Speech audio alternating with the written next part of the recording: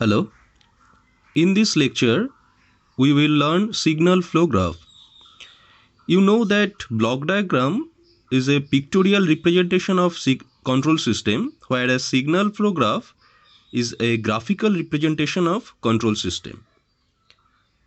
Actually, the signal flow graph is an application of directed graphs or digraphs. These are most commonly used to represent signal flow in a physical system, or how the signal is flowing through different systems or different parts of the systems. You know that using block diagram reduction technique we can determine the transfer function of a control system. This is that is very excellent method. I say that block diagram reduction technique is a very excellent method, but for very complicated system it is very difficult and time consuming. Whereas signal flow graph, using Mason's gain formula, we can easily determine the transfer function of any complicated control system. Here you can see a block diagram of a control system, and this one is the signal flow graph of this control system. Now, before elaborating this signal flow graph, we have to identify the several elements of signal flow graph, which are firstly nodes.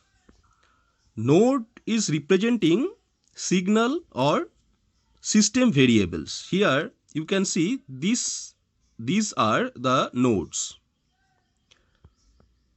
Branches. A branch is directed line joining two nodes. Here you can see this one is a branch, this one, even this one.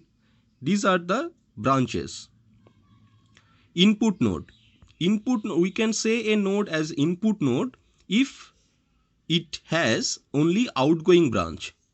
Here you can see this one is the input node because no incoming branches is there. Output node, it contains only incoming branches. This one is the output node, only incoming branch. Transmittance, it is the gain of the branch. Well, this is a branch where the transmittance of this branch is G1. Similarly, the transmittance of this branch is G2. Similarly, the transmittance of this branch is minus H1. There is no gain is here, so you can say that the transmittance of this branch is 1. Similarly, the transmittance of this branch is also 1. Forward path. A path connects input and output nodes is called forward path. So here this is a input node and this is output node. So this path, this directed path connects the input and output node. So this one is one forward path. Similarly, if we choose this path, this is also a forward path because it connects input and output nodes. Forward path gain. This is the multiplication of all transmittance or gains through the path. So if we choose this path, the forward path gain would be 1 into G1 into 1, so G1. And so here you can see the example is G1 and G2. If you choose this forward path, the transmittance of this forward path is G2. So the forward path gain for this forward path is G2. Loop. A path started from a node and ended to that node without crossing a single node twice. Okay, that is a closed path. We can say a loop as a closed path which generates from a node and ends to that node. you can see this one is a loop.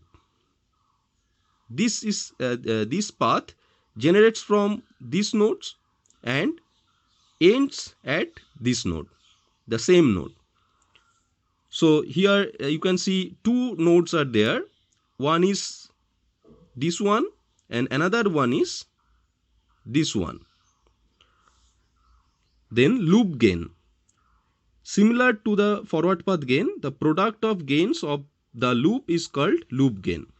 So for this loop, the loop gain would be G1 into minus H. So we can say the loop gain of this loop is minus G1H, and the loop gain of this loop is minus G2H.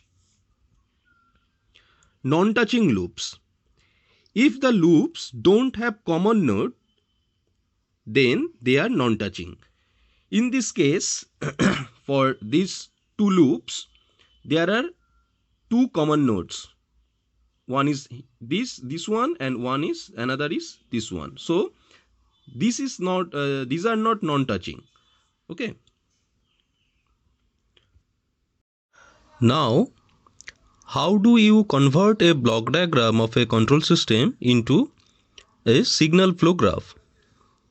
Firstly, you have to identify different nodes. You know that nodes represent different signals or different system variables. So in this case, you have to take input and output signals as different nodes and take a node after every summing point. So in this example, you have to mention this input signals, this output signal, and this summing points as nodes. So you will get 4 different nodes.